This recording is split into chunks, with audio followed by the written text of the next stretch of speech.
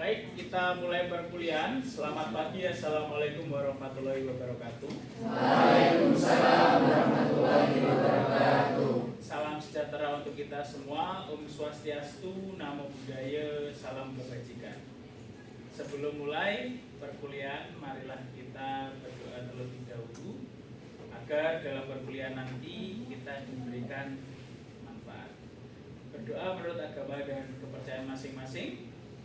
Mulai.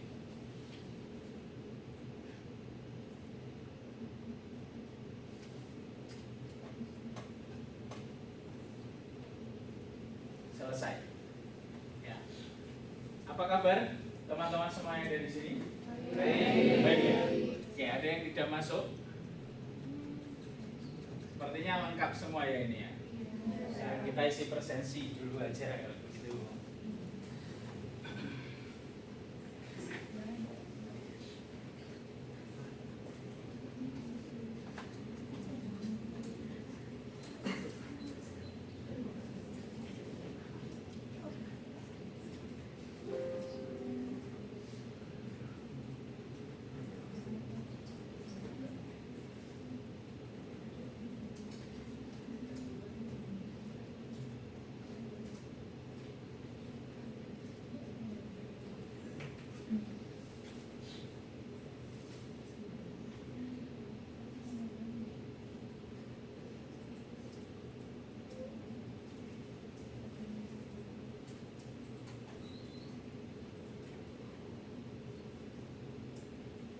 Saya absen satu persatu.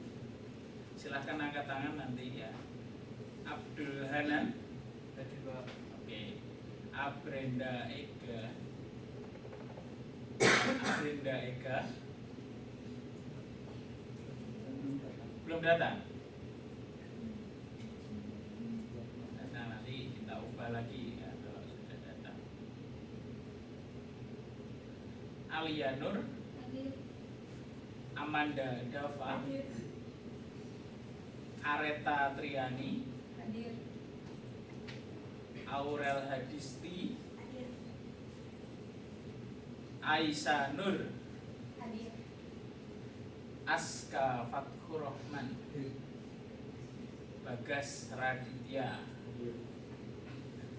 Dia Kurotun Nada, Eka Dia, Erna Kurnilasari, Fadila Claudia, Farah Salsabila, Floreta Tristianora, Imade Ganesha, Kardinan Parulia, Kurniawan Rizky, Mada Rasendria, Muhammad Aditya, Muhammad Haidar Ridho, Muhammad Hamdan, Muhammad Rizal, Nabila Salsabila, Nabil Pramodana, Nadia Rizka, Naili Siva, Natalia Subekti, Nilam Maharani, Novan Andre, oke, Nujumi Wulandari, Nurul Iza, Putri Ana, Rahel Angelina, Rohmah Yuli, Sultan Alauddin, Cindy Amalia, Tanjung Nuril,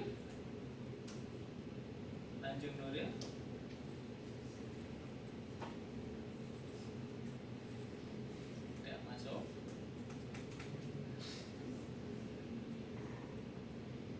Firia Rihadatul, Zulma Sula.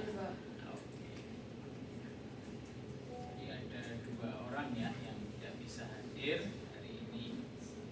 Terima kasih bagi teman-teman yang sudah bisa berpartisipasi dalam presensi hari ini.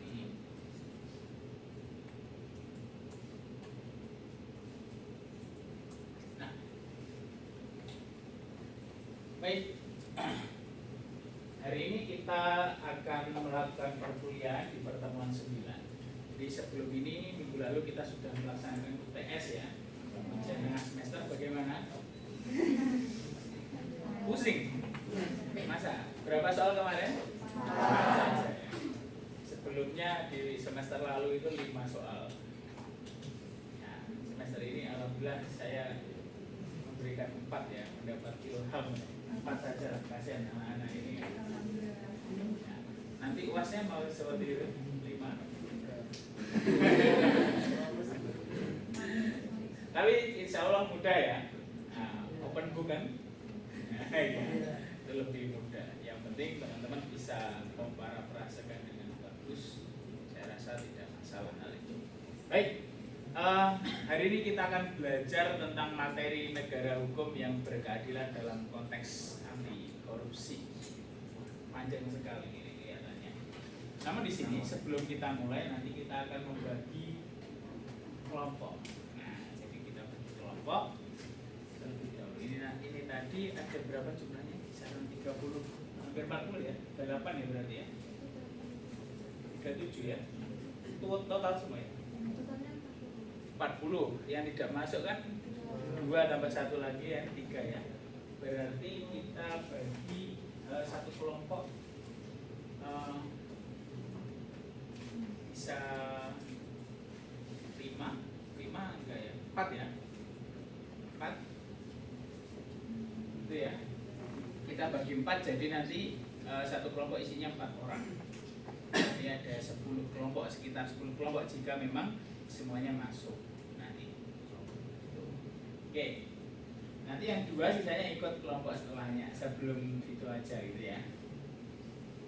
Oke, kita mulai dari sini ya. Berhitung ya, kita acak aja ya. Kita acak. Oke.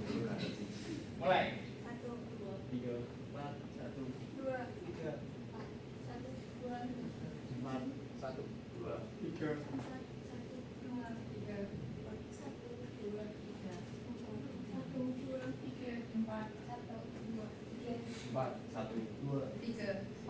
1. Oke, semuanya sudah dapat kelompok. Silahkan duduknya setelah ini bisa berkelompok masing-masing. Kursinya bisa digeser. Silahkan.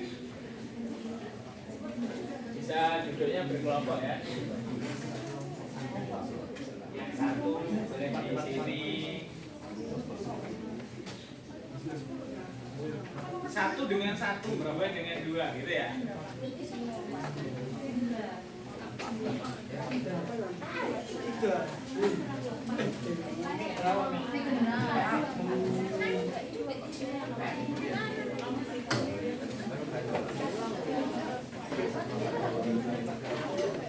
Ada 4 kelompok kan?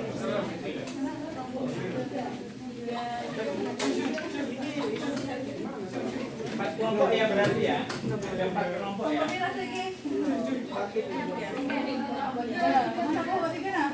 Satu bisa di sini, dua Ini ya. jangan Isi dong sayang. sini nggak apa-apa sama di sini nggak apa-apa.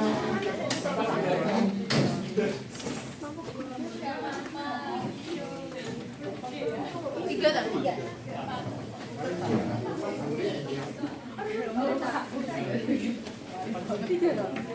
Iya. Untuk tempatnya terserah nggak apa-apa. Yang penting berkelompok saja. Yang satu ini kelompok berapa di sini? Yang satu kelompok berapa? 4. Boleh. Kelihatan kelompoknya gitu ya.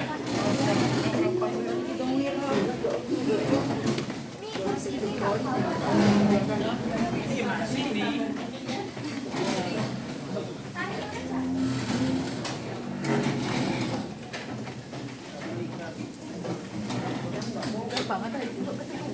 Agak maju sini aja gak apa-apa. Pelan-pelan ya. Agak maju sini. Biar agak keluar dari ini ya.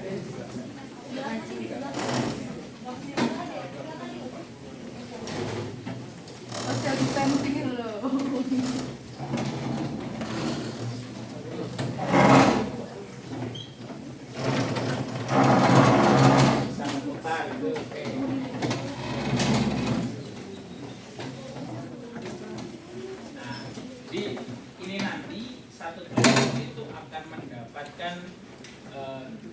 kedua ya, kita nanti akan berdiskusi bersama-sama. Satu kelompok mendapatkan 2 permasalahan atau mencari 2 studi kasus yang nanti akan dipresentasikan. Nah, itu nanti yang untuk kelompok. Terus kemudian setelah dipresentasikan, teman-teman yang lain, masing-masing kelompok lain bisa saling menanggapi. Oke, paham ya? Oke. Baik, kita mulai di materi hari ini.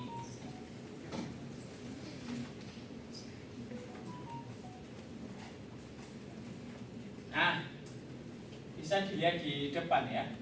Jadi capaian mata kuliah kita hari ini dengan materi negara hukum yang berkeadilan dalam konteks anti korupsi itu adalah teman-teman mahasiswa di sini dapat menganalisis permasalahan hukum serta upaya penanganannya dengan perspektif konsep ideal hukum yang berkeadilan dalam konteks mendukung gerakan anti korupsi. Nah, kemudian CPMK ini, capaian mata kuliah ini bisa dijabarkan pada sub CPMK. Mungkin teman-teman yang jurusannya kependidikan paham ya. Di sini ada yang kependidikan? Ya, sudah diajari buat RPP? Belum? Oh iya, masih semester berapa ini? 2. Oke, nanti akan diajari seperti itu. Jadi setiap perkuliahan atau setiap pembelajaran itu pasti ada rancangannya, dan ini merupakan rancangan capaian yang ingin dicapai. Targetnya itu teman-teman harus bisa seperti itu.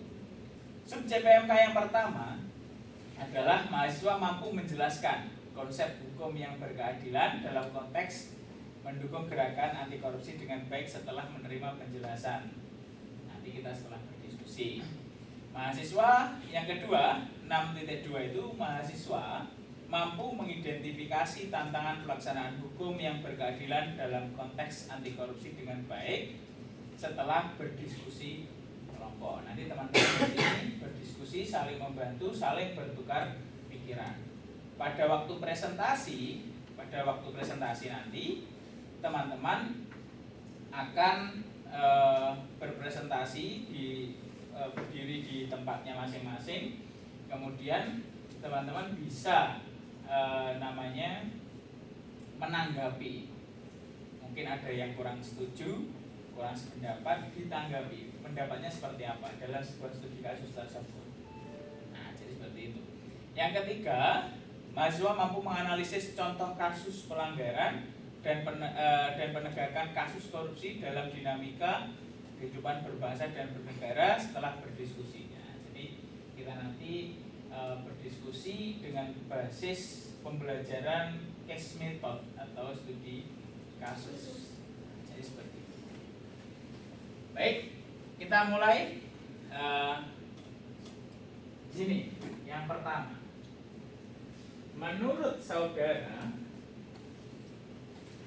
apa yang dimaksud dengan hukum yang berkeadilan? Teman-teman bawa smartphone semua ya di sini ya. Bisa di scan barcode-nya. Bisa di scan barcode-nya.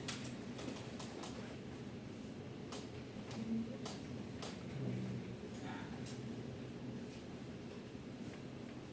kita minum dulu. Bisa, kamu sudah masuk? Ada yang belum masuk? Sudah masuk? Nah, di situ ada tombol plus ya, betul? Ada tombol plus. Silahkan diklik tombol plus. Subjek diisikan nama dari teman-teman semua.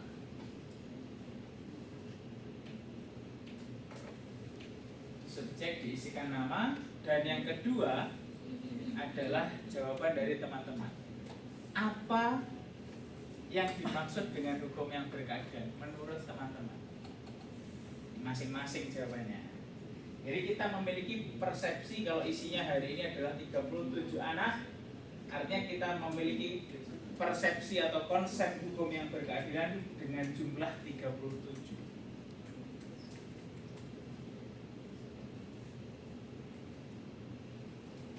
Subjek silahkan diisi nama,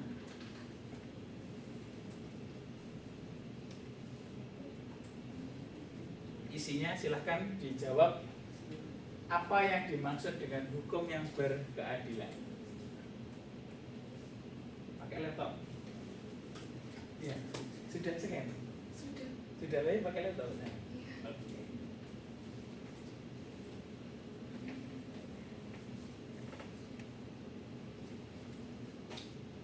Silahkan diisi. Ini menurut pendapatnya teman-teman saja. Jangan terpaku pada mungkin nyari-nyari di Google ya, nggak usah, nggak perlu. Menurut pendapat teman-teman, hukum yang berkeadilan itu seperti apa sih? Yang berkaitan dengan materi kita hari ini.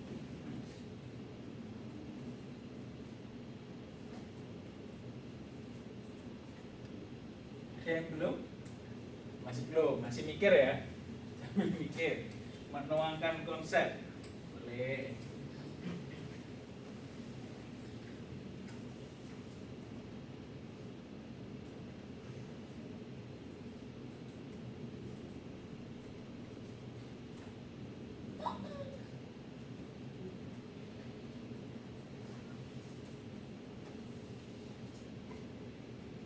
Sudah semua? Belum. Oke, kita tunggu dulu.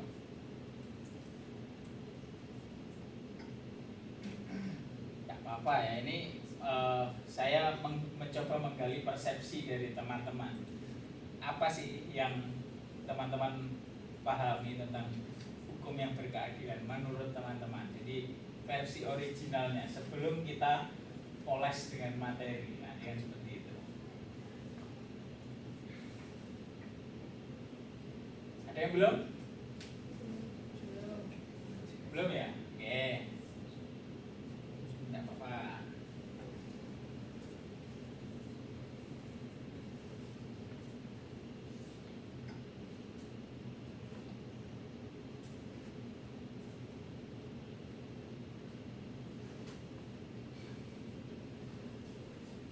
Masih belum, nah ini sudah mulai muncul. 1, 2, 3, 4, 5, 6, 7, 8, 9, masih 10, 11, 12.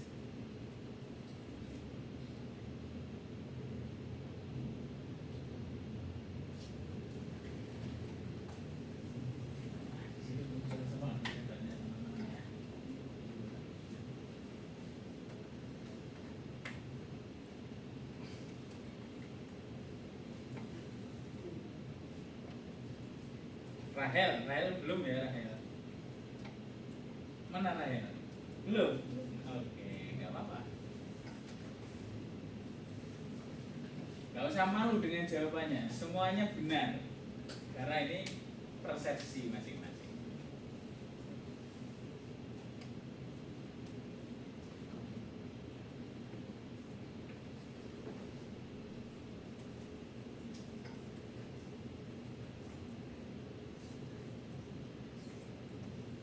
Ada yang belum? Nah, masih ada yang ngetik ya.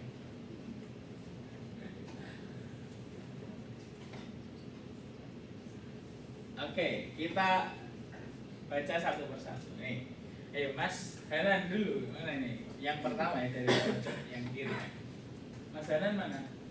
Oke, dibacakan Mas pendapatmu tentang hukum yang berkeadilan tadi seperti apa? Menurut pendapat saya, yang dimaksud hukum yang berkeadilan adalah sebuah tata aturan yang berlaku dalam sebuah masyarakat yang memiliki sifat kaku dan tetap serta mengikat kepada menyeluruh pada semua kalangan yang berkaitan dengan masyarakat yang menyepakatinya. Yang menyepakatinya. Oke. Terima kasih Mas Hanan ya. Bisa diberi close ya. Oke, kemudian kita cari yang Muhammad Aditya. Mana Muhammad Aditya? Oke, gimana Mas? Dibacakan Mas. Hukum yang berlaku secara teratur tanpa membedakan status, jenis kelamin, dan ras. Hukum yang berkeadilan, kalau menurut pendapatnya Mas Muhammad Aditya itu adalah hukum yang berlaku secara teratur. Artinya ada Mas hukum yang tidak teratur? Ada sih. Ada ya, ada. Oke. Tanpa membedakan status, jenis kelamin dan ras. Berarti menurut pengalamannya Mas Muhammad Aditya ini, adakah hukum yang masih membeda-bedakan antar kelamin, ras gitu? Masih ada? Masih ada. Bagus sekali. Tepuk tangan. Oke. Kita gantian cewek ya. Gantian cewek.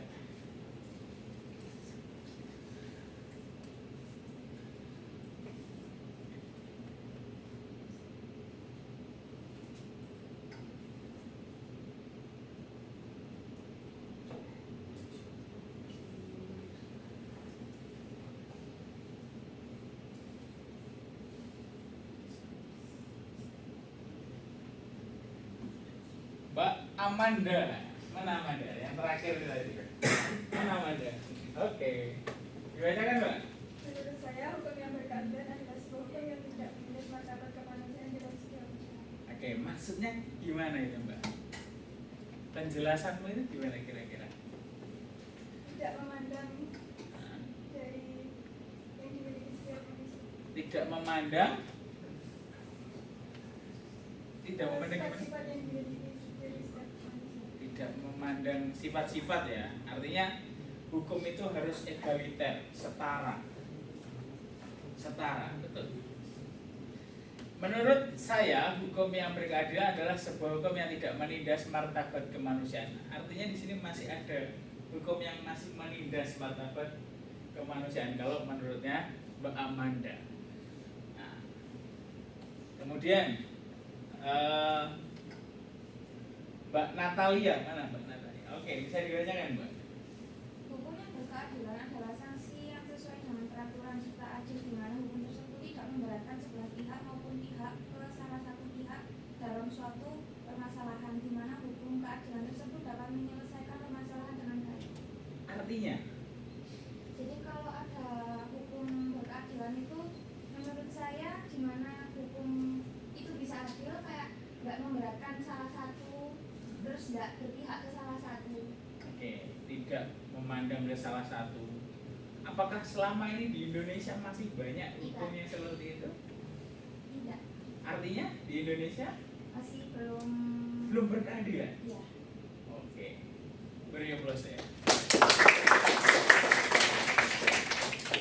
Oke, jadi ada banyak di sini persepsi tentang hukum yang berkeadilan.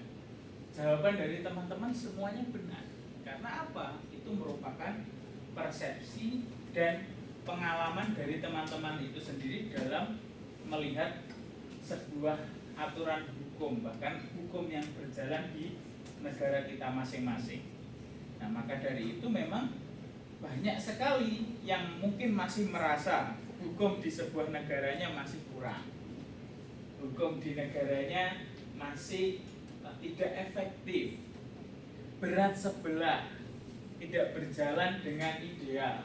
Nah, ini yang akan kita evaluasi bersama-sama, apa yang sebenarnya salah dengan persepsi kita tadi terhadap hukum itu. Nah, apakah hukum nanti bisa proporsional sesuai dengan keadilan, konsep keadilan tersebut, atau sebaliknya? Nah, kita akan melakukan proses itu. Oke, terima kasih semuanya sudah berpartisipasi di sini. Kita kembali ke PowerPoint.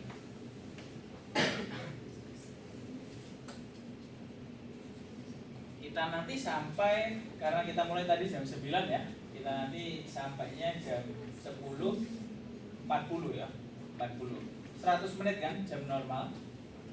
Ya, 10.40. Kalau jam 7 kan, jam 7 mulai 8.40 normalnya selesai ya.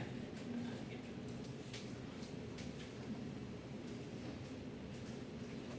Jadi kita kembali lagi ke laptop. Oke.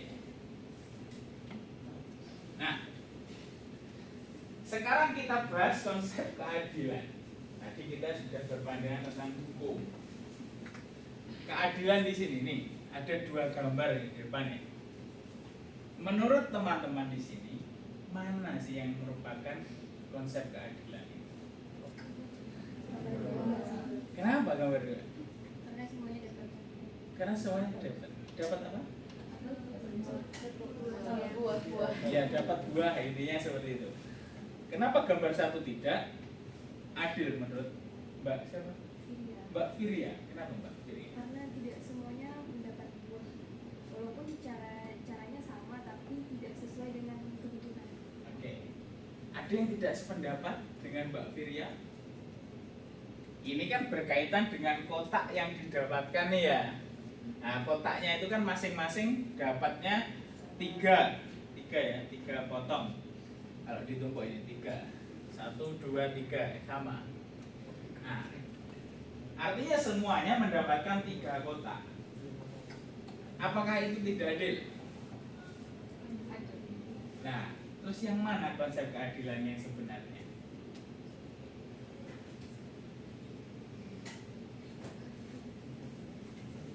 Boleh angkat tangan bantu saya menjawab, Mas. Keadilan itu. Mas siapa namanya? Kardina. Kardina. Oke, Mas Kardina.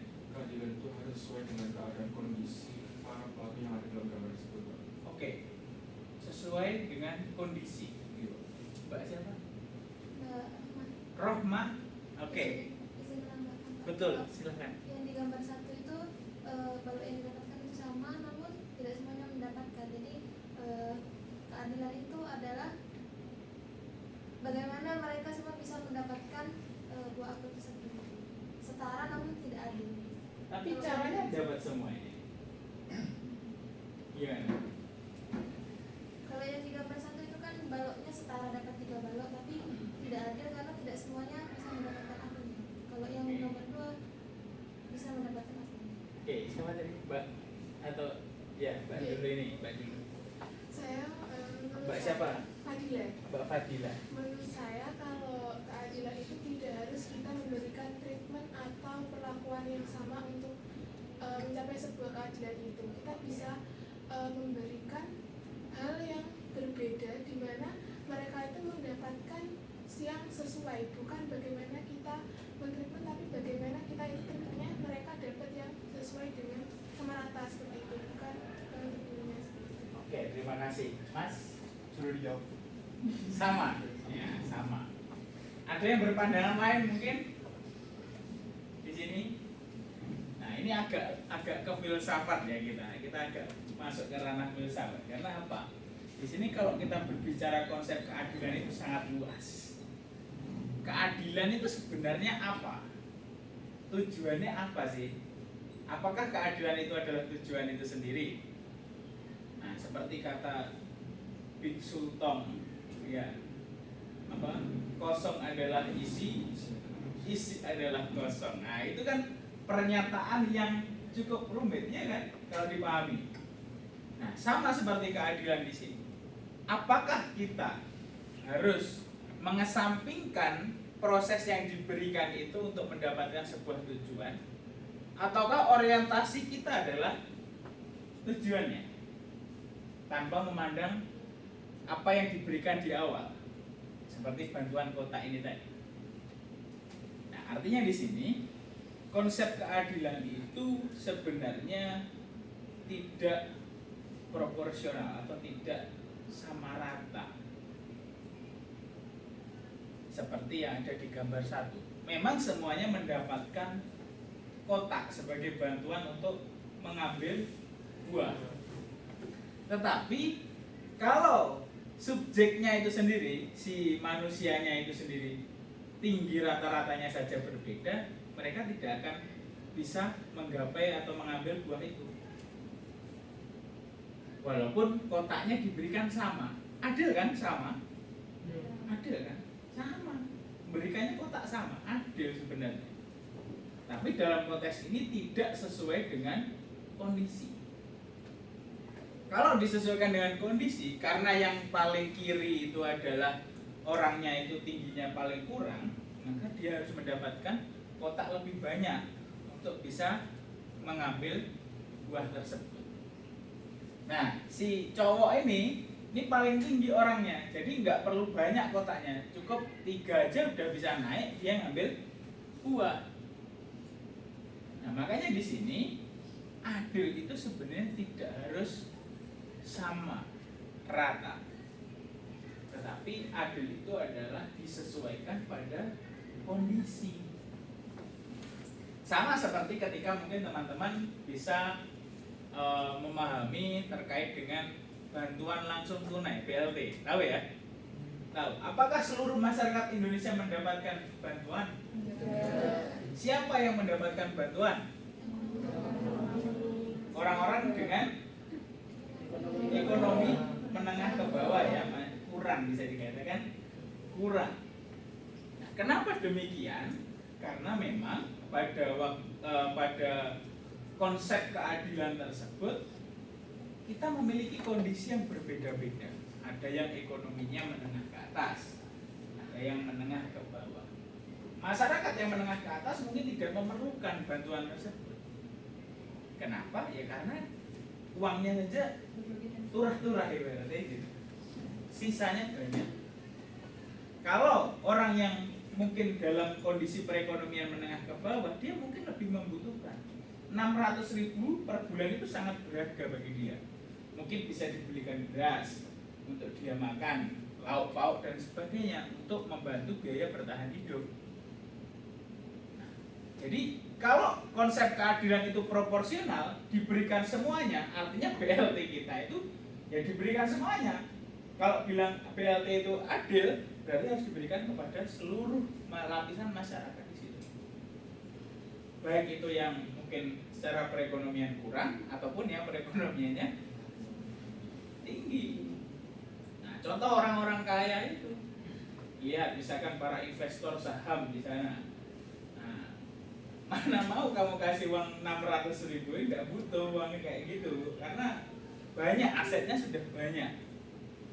Nah, kalau orang yang mungkin dalam perekonomiannya masih menengah ke bawah juga mungkin masih membutuhkan bantuan dari pemerintah berupa bantuan langsung tunai itu untuk membantu kehidupan mereka. Nah, konsep keadilan itu seperti itu kurang lebih. Bagaimana keadilan itu dicapai bukan berdasarkan proporsional sama. Jadi adil itu tidak harus sama, tapi disesuaikan dengan porsi dan kondisi.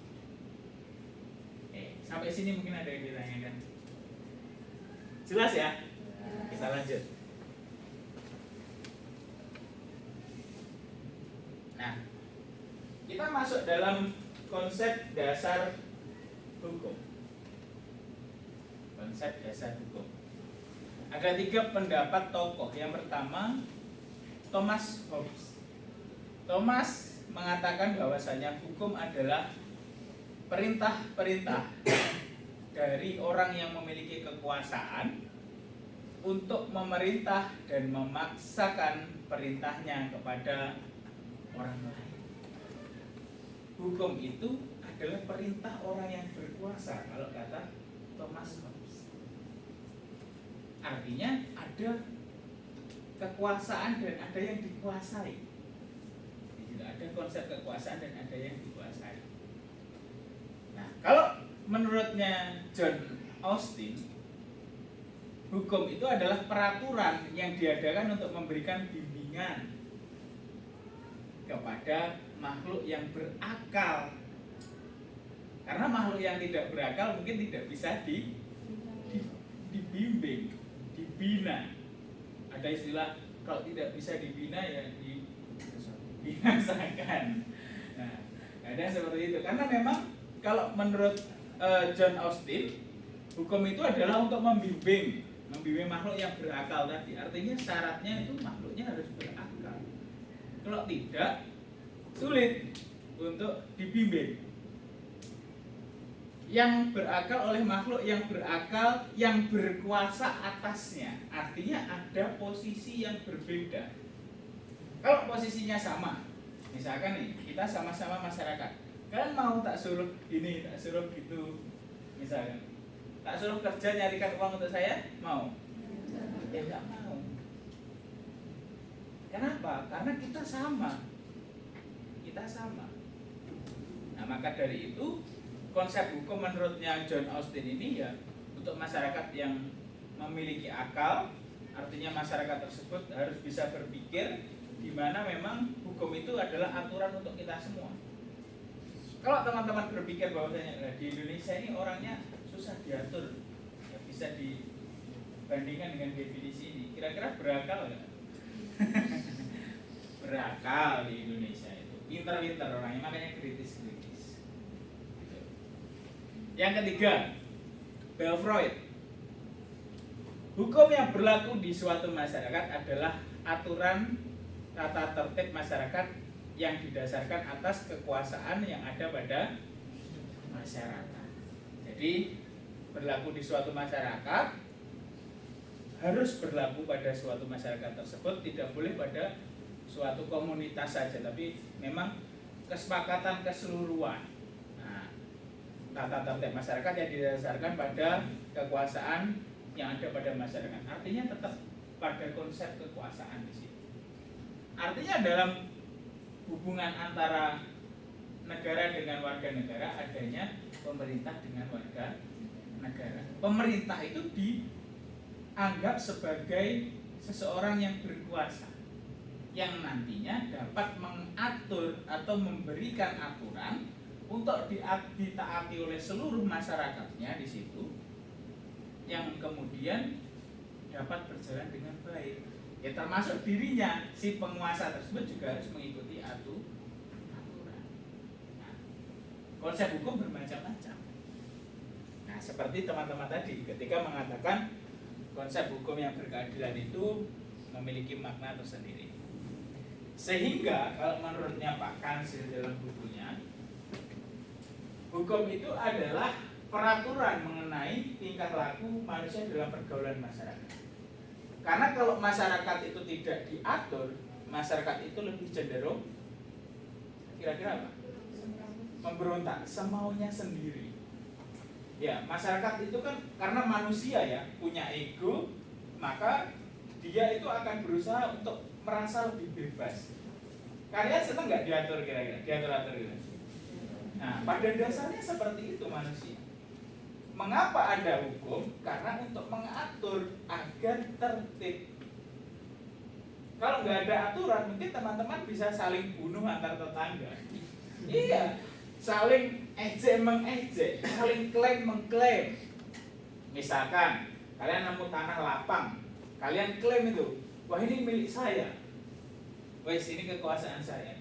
Padahal di situ ada pemilik sebelumnya, iya nggak? Kalau nggak ada aturannya di situ, itu bisa ribut terus gitu. Nah, yang kedua, peraturan itu diadakan oleh badan resmi yang berwajib. Di Indonesia kira-kira yang membuat siapa peraturan? Aturan hukum itu yang membuat siapa? Masih ingat Trias Politika? Apa? Siapa? Siapa? Legislatif. Yang membuat peraturan hukum itu ada legislatif.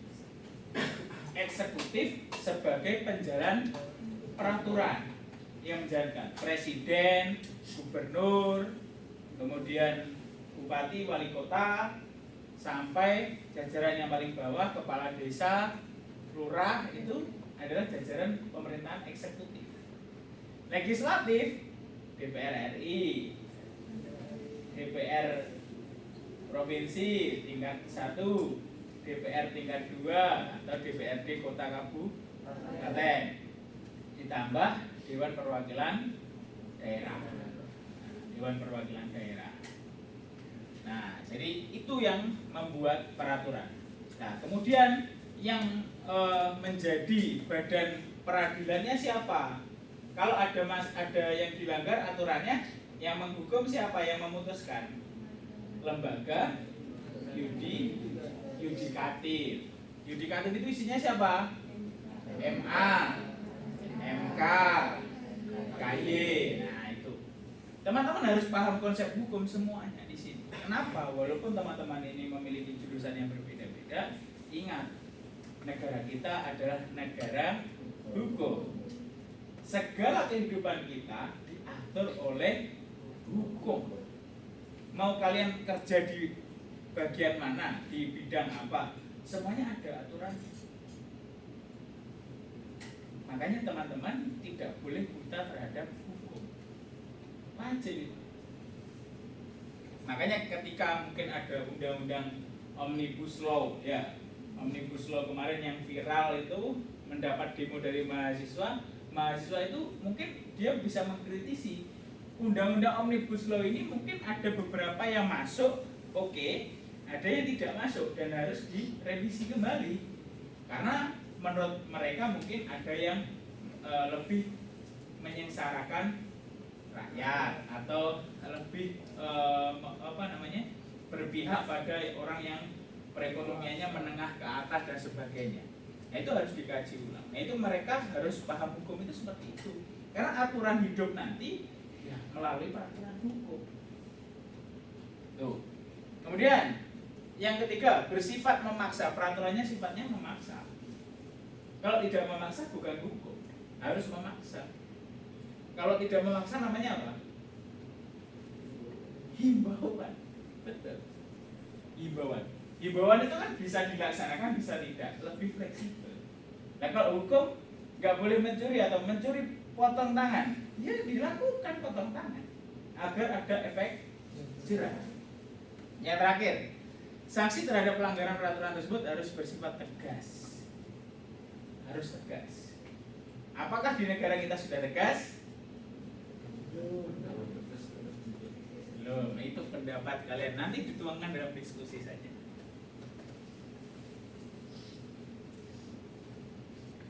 Oke.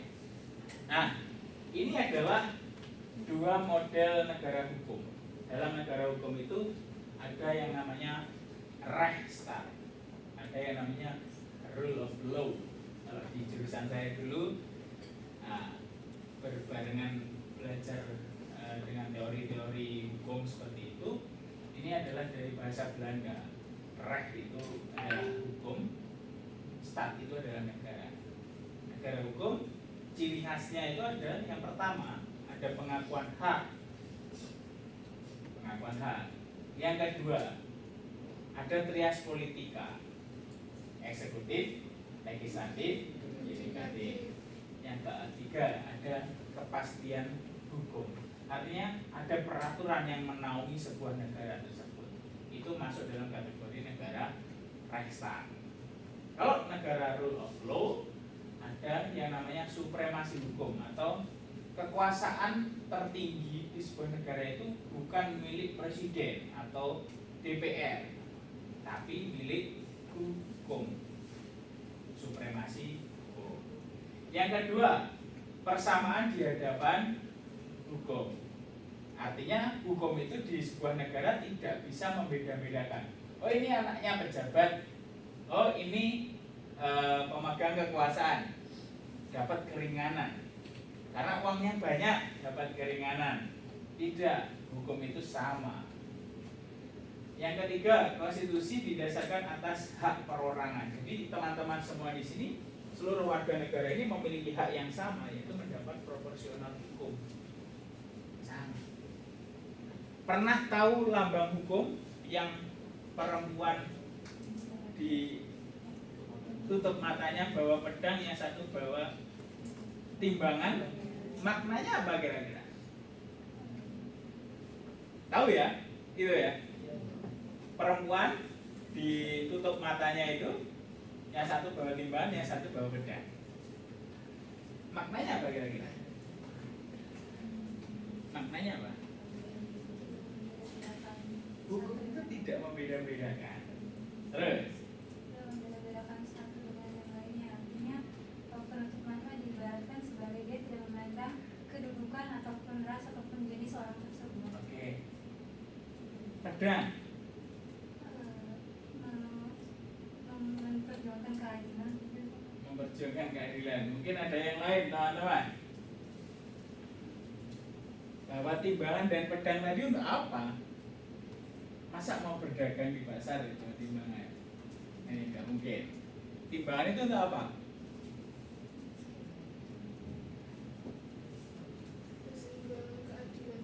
Keseimbangan keadilan. Pedangnya untuk apa, Mbak? Kalau menurut saya hukum itu lebih tumpul dan tajam itu ya Pak. Kan kalau sekarang kan di Indonesia Pukul dan tajam gimana? maksudnya gini Pak. Oke, gimana? Kalau di Indonesia kan kalau kita di kalangan bawah hukum tuh lebih tajam. Tapi kalau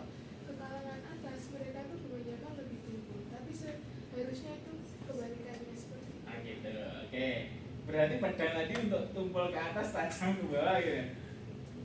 Gimana? Enggak, itu yang benar tuh tajam Kalau ke pedangnya, atas, pedangnya. tajam ke atas, tumpul ke bawah. Nah, kita kan berbicara tentang ini. Mau berpendapat? Kalau pedang aja untuk laki aja untuk membunuh orang gitu ya Pak. Berarti kalau di keadilan itu dia untuk membasmi yang kurang adil gitu. Itu mungkin menurut saya. Oke, terima kasih. Mbak. Kan segi pembaiknya kalau pedang itu dulu untuk berperang, tapi kita berperang biasanya untuk membela kebenaran. Jadi pedang itu bisa dihadirkan untuk maksudnya melambangkan kebenaran. Oke. Mas Danan? Mungkin pedang menurut saya itu memiliki artian intimidatif dan memaksa. Jadi untuk mengancam para para rakyat yang menyepakati tadi untuk tetap taat aturan hukum. Oke. Terima kasih sekali. Jawabannya bagus-bagus semua. Memang hukum itu seperti dilambangkan tadi, seperti wanita yang ditutup matanya itu sebagai perwujudan atau simbol. Kalau hukum itu harus objektif, tidak boleh tengok kiri dan tengok kanan. Oh ini anaknya pejabat nih, oke lebih ringan aja nih hukumannya kalau salah nanti. Nah, itu fungsi ditutup tadi sebagai simbol bahwa hukum itu memang objektif, apa adanya. Timbangan itu untuk mengukur tadi seberapa berat kesalahannya dengan kebenarannya, proporsional atau keseimbangan dari keadilan tersebut. Pedang tadi adalah sebagai penegak keadilan, bisa berarti juga sebagai sanksi yang tegas kepada para pelanggarnya. Jadi semuanya sifat hukum itu disimbolkan sebagai seperti itu. Nah, di sini Indonesia tadi kira-kira masuk yang mana? Kita Rechtsstaat atau rule of law? Rechtsstaat. Tidak rule of law. Dua-duanya. Kita ini adalah negara yang mengkombinasikan antara rule of law dan Rechtsstaat. Jadi kita sama-sama memiliki komponen ini semuanya di Indonesia itu. Kita pengakuan hak kita itu diakui loh di dalam undang-undang. Nah, di dalam undang-undang itu kan ada loh, setiap warga negara Indonesia berhak mendapatkan pendidikan, kesehatan, pekerjaan yang layak. Nah, banyak hak kita itu yang harus dipenuhi oleh negara. Artinya negara itu sebenarnya menjamin hak kita di dalam peraturan hukumnya. Nah, sama seperti persamaan di hadapan hukum. Negara juga sebenarnya menjamin persamaan itu. Kita dianggap sama di depan hukum, tidak ada pembedaan objektif tadi. Maka dari itu kita sebenarnya kombinasi antara Rechtsstaat dan rule of law. Sama seperti gaya hukum juga sama.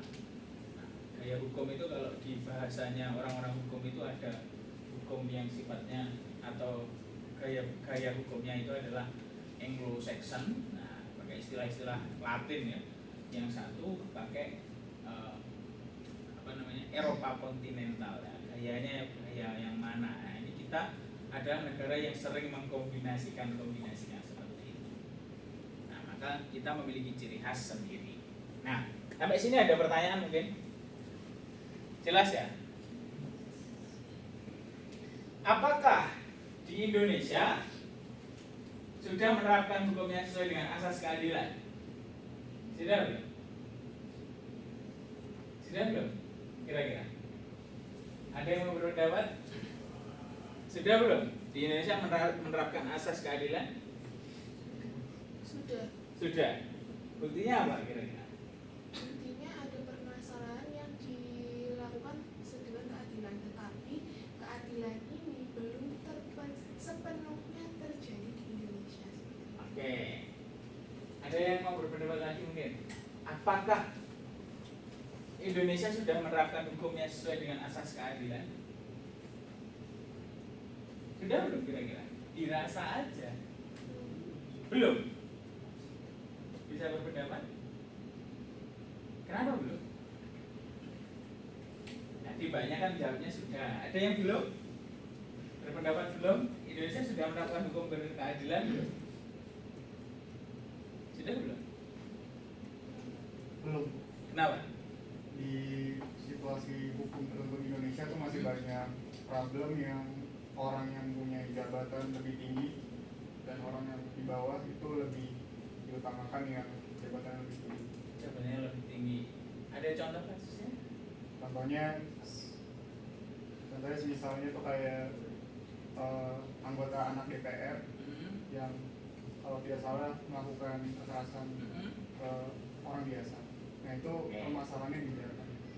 Oke. Jadi banyak contoh kasusnya katanya Mas. Salah satunya itu dia merasa hukum di Indonesia belum memenuhi asas keadilan. Nah, jadi sebenarnya bagaimana? Kita nanti akan berdiskusi di situ. Nah, kalau masalah hukum dengan korupsi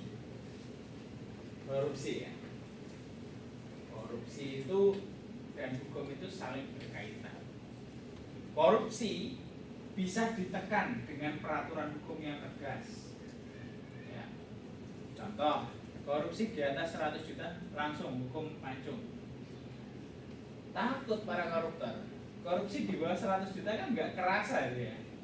Korupsinya itu biasanya berapa M, berapa triliun, banyak. Nggak mungkin korupsi cuma ratusan juta, 10 juta. Itu sedikit. Sudah habis, nggak kerasa kalau dibagi-bagi nanti nggak rata. Gitu. Jadi korupsi dengan hukum itu saling berkesinambungan. Di mana kalau hukumnya lemah, korupsi juga pasti akan menguat. Atau jangan-jangan yang buat peraturan hukum yang korupsi? Yang mana kira-kira? Kita semakin bingung di negara ini. Nah, maka dari itu teman-teman nggak boleh abai terhadap lingkungan sekitar kita, negara kita yang berlaku seperti ini. Nggak boleh. Nah, korupsi itu apa kira-kira? Kalau kita ngomong konteks hukum yang berada dalam konteks anti korupsi tadi, apa kira-kira? Korupsi itu apa? Korupsi, pendapat kalian aja, nggak usah dia loh, apa Mbak? Korupsi itu kalau menurut saya lebih ke penyelundupan. Jadi itu tuh bukan punya mereka, tapi mereka diam-diam mengambil hal itu, seperti mencuri tetapi lebih ke menyelundupkan uang seperti itu Pak. Oke. Seperti mencuri, ya. Seperti mencuri tapi kayak bukan mencuri. Iya, karena mereka pintar taktiknya. Pakai mencuri yang pakai akal ini artinya korupsi ya. Ada yang lain mungkin? Oke, Mbak. Silakan. Mbak siapa namanya? Farah. Mbak Farah. Menurut saya korupsi itu penyalahgunaan Wewenang. Oh iya, jadi yang dapat merugikan suatu golongan tertentu untuk menguntungkan dirinya. Dirinya. Oke, terima kasih. Mbaknya tadi mengatakan Izin menambahkan, menurut saya korupsi itu bentuk ketidakjujuran, bisa berupa suap menyuap atau mengambil hak orang lain, Pak. mengambil hak orang lain. Oke. Ada banyak pendapat tentang korupsi. Kira-kira kalian pernah korupsi nggak ya? Korupsi waktu. Korupsi waktu, oke. Jujur, ya. Bagus jujur. Korupsi waktu. Nah, pengertian korupsi di sini ya, berdasarkan Undang-Undang Nomor 31. Nah, ini definisinya. Korupsi itu adalah tindakan kerugian keuangan pada negara. Suap menyuap, penggelapan jabatan, pemerasan, perbuatan curang, pembentukan kepentingan dalam hal pengadaan dan juga gratifikasi. Banyak ternyata macamnya korupsi itu. Jadi bukan hanya mencuri, Pak ya. Bukan hanya sekedar menyelundupkan. Makanya dulu dikenal dengan istilah KKN, korupsi, nepotisme. Nepotisme itu ya karena banyak jenisnya korupsi itu. Uang pelicin. Iya toh, sering dengar ya istilahnya. Ini untuk pelicinnya Pak. Siap, laksanakan. Nah, itu termasuk tindakan korupsi, kolusi dan nepotisme. Nah, jadi seperti itu. Banyak pengertiannya. Nah, oke. Oke, di sini sudah mulai kita akan mencari studi kasus. Kita mulai berdiskusi. Teman-teman, silahkan mencari kasus penegakan hukum yang berkeadilan dalam konteks anti korupsi. Ya. Satu kasus saja. Satu kasus terkait dengan kasus penegakan hukum yang berkeadilan dalam konteks anti korupsi. Satu kelompok, satu kasus. Silakan dicari. Dan juga yang pertama, tugasnya menguraikan permasalahan yang terjadi pada kasus tersebut. Yang kedua, menganalisis apa yang menjadi faktor penyebab kasus tersebut. Yang ketiga, solusi untuk permasalahan kasus tersebut apa. Oke, paham ya? Jawabannya silahkan dimasukkan ke dalam PowerPoint. Sederhana saja, tidak masalah. Yang penting memuat 3 ini, kemudian nanti ditampilkan gitu ya. Oke, masing-masing kelompok satu tugas, satu kasus. Silahkan dicari sendiri. Silahkan berdiskusi ya. Silahkan berdiskusi. Kalau diskusi boleh rame.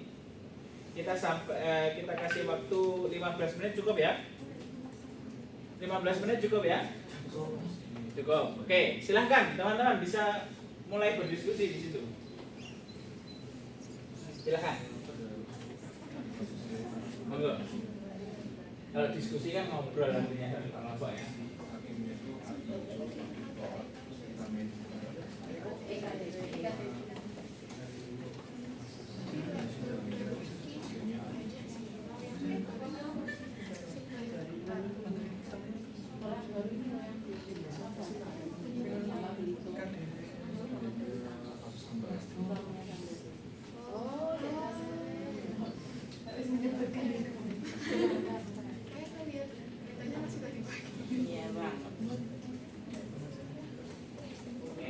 Cari kasusnya 15 menit cukup ya. Silahkan dicari, dianalisis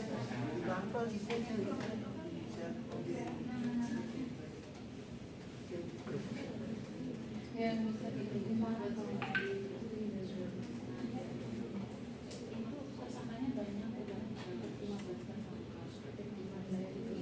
sudah nemu ini kan belum? Masih nyari, oke.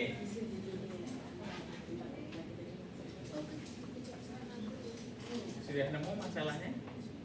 Belum, masih diskusi ya? Oke. Mungkin kalau ada yang mau ditanyakan karena bingung, boleh.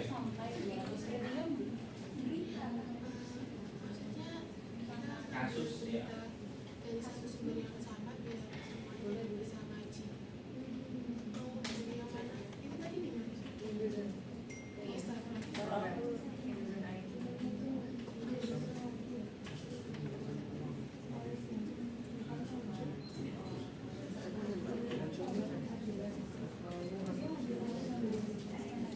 Di mana? yang mana? Pasnya soalnya sampai kiri kita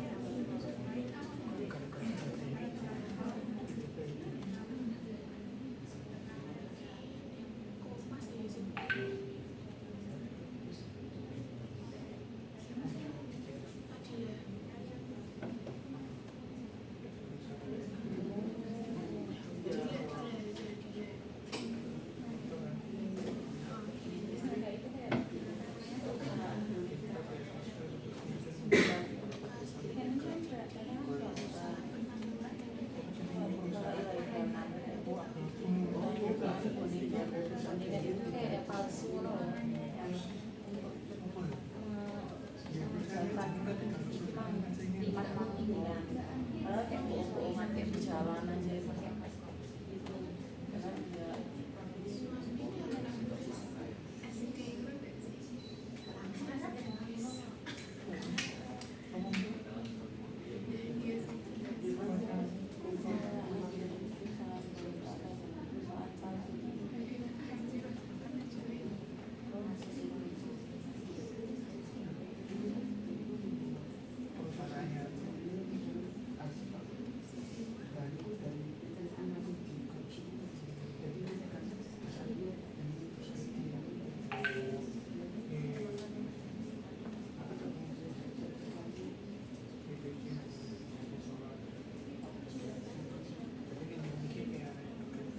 dibuat di slide sederhana gitu aja ya. Yang penting substansinya ada di sana.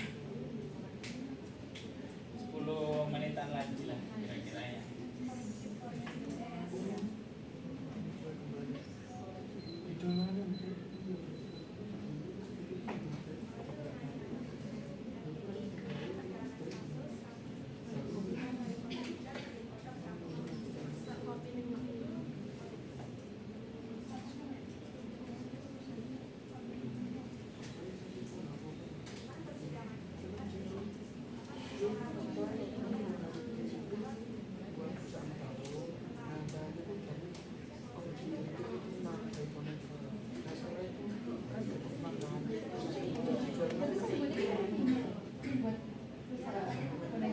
Iya, jadi kalau mereka buka ini dari 2015 sampai baru jual sebuah. Nah, baru pas aku mesti naikkan statusnya kayak makin ini, oh ada kejanggalan di situ sampai bisa 142 orang jadi saksi. Dan sekarang yang sudah ketangkep itu 15 orang jadi tersangka.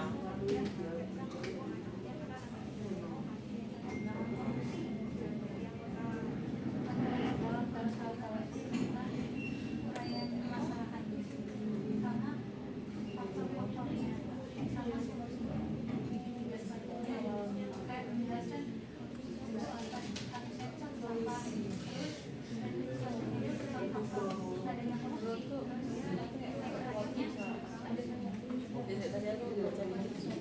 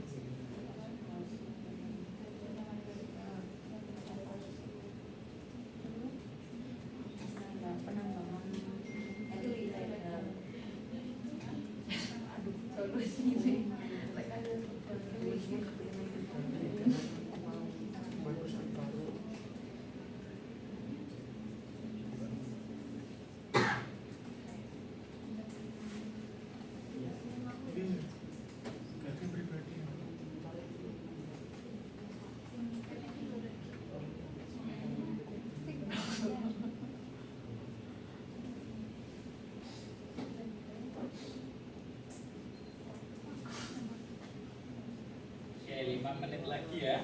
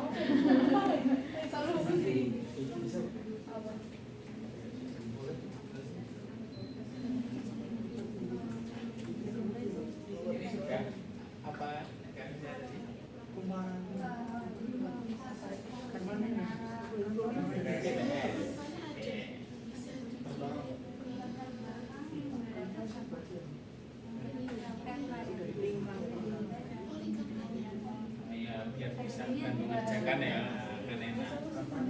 Mana kelompok itu Google Doc, ya PPT, PowerPoint itu, Power Slide itu, enak itu. Ya aku barusan itu. Kasusnya apa ini tadi? Kasus yang terbaru Pak, tentang PT Timah di Bangka-Belitung. Baru.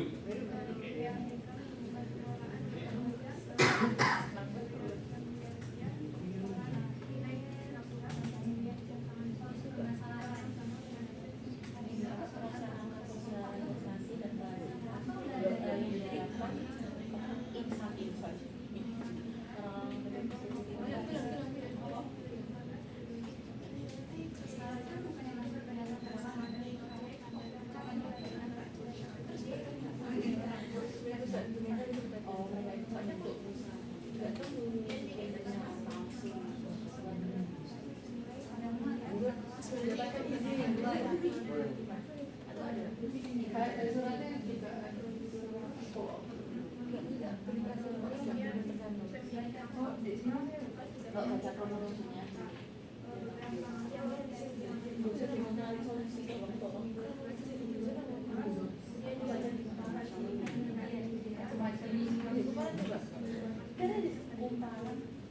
Bagaimana?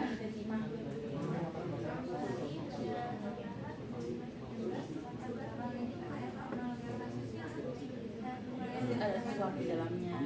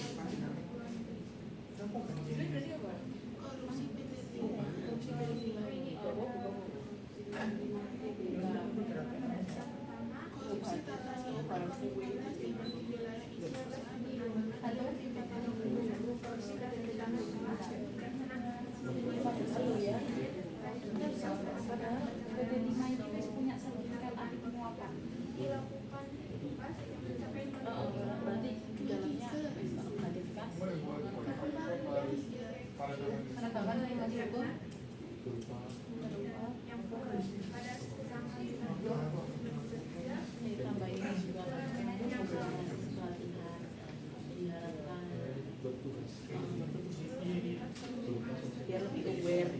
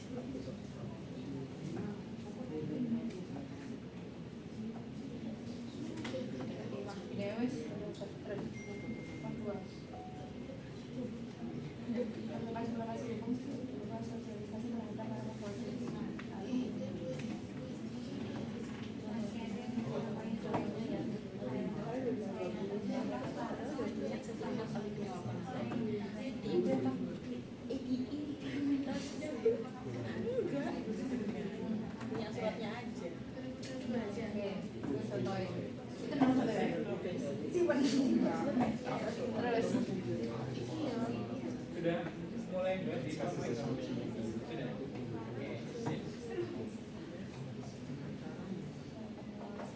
Yang belakang sudah selesai?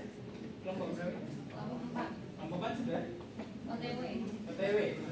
5 menit lagi ya? Biar gak molor-molor. 5 menit lagi.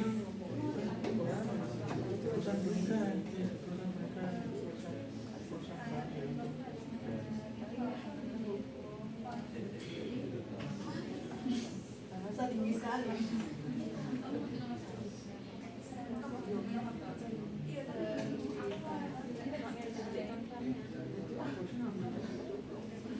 Bentar ya. Lanjut.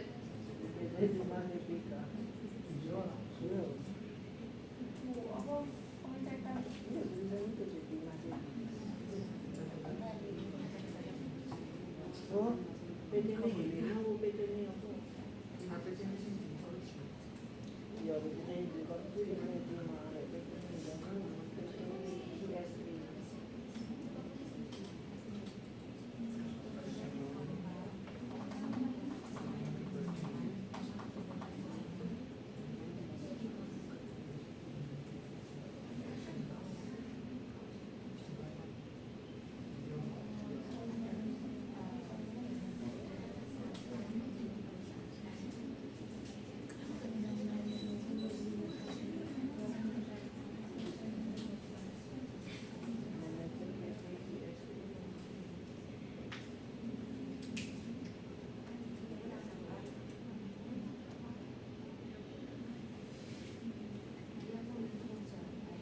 Selesai 10.15 ya.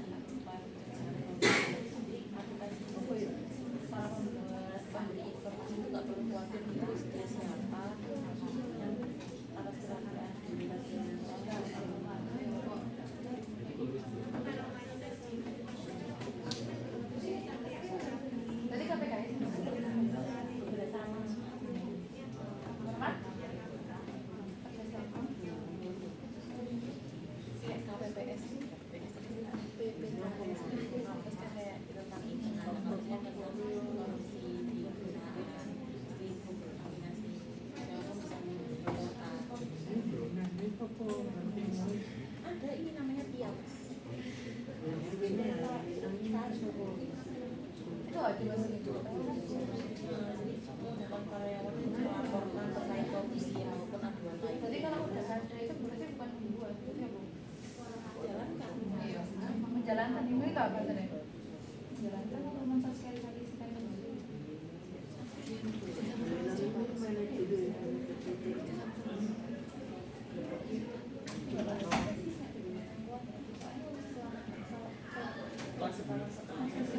Kembali tentang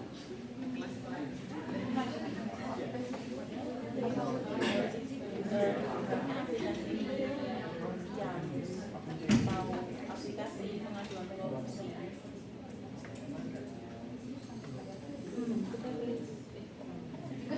Oke, cukup ya. Sudah selesai ya. Oke. Oke. Kelompok 1 mana kelompok 1? Enggak apa-apa. Substansinya ya yang penting. Kelompok 1 mana kelompok 1? Oke. Yang laptopnya bisa dicolokkan dibawa ke depan. Enggak apa-apa, 1 dibawa ke depan. Nanti yang mempresentasikan yang dari sini aja. Mempresentasikan ke teman-temannya. Ini yang bantu operator di depan ditampilkan ya. Oke. Pertemuan 4 kali.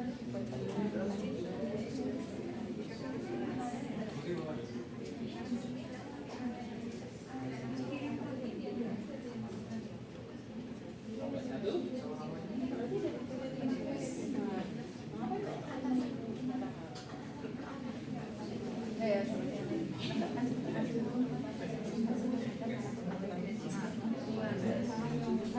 Sini.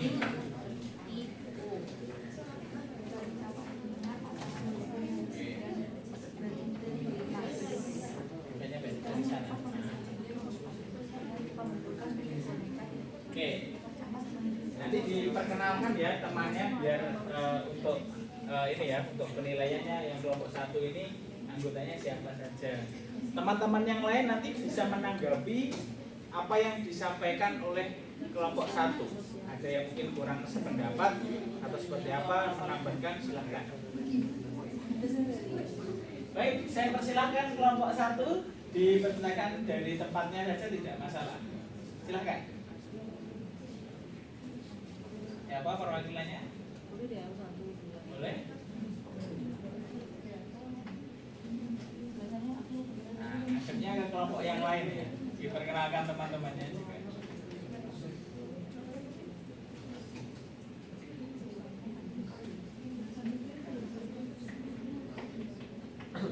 Memperkenalkan anggota juga, Pak. Ya. Anggotanya ya.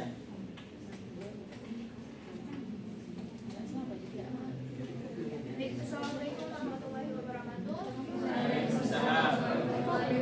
Selamat pagi teman-teman. Di sini saya akan menjelaskan mengenai kasus Lukas NMB. Pertama-tama, izinkan saya memperkenalkan anggota kelompok saya terlebih dahulu. Di sini saya sendiri atas nama Nabila Salsabila, kemudian ada teman saya. Saya Kadia Febri, saya Aisyah Nurizkia, saya Filia Ihadatul Salzabil, Saya Putri Nadia Nandri. Saya Siti Amalia. Saya Amara Lansia Nadira. Saya Askar Fatur Rahman. Saya Muhammad Hidayat. Saya Imadi Garesa.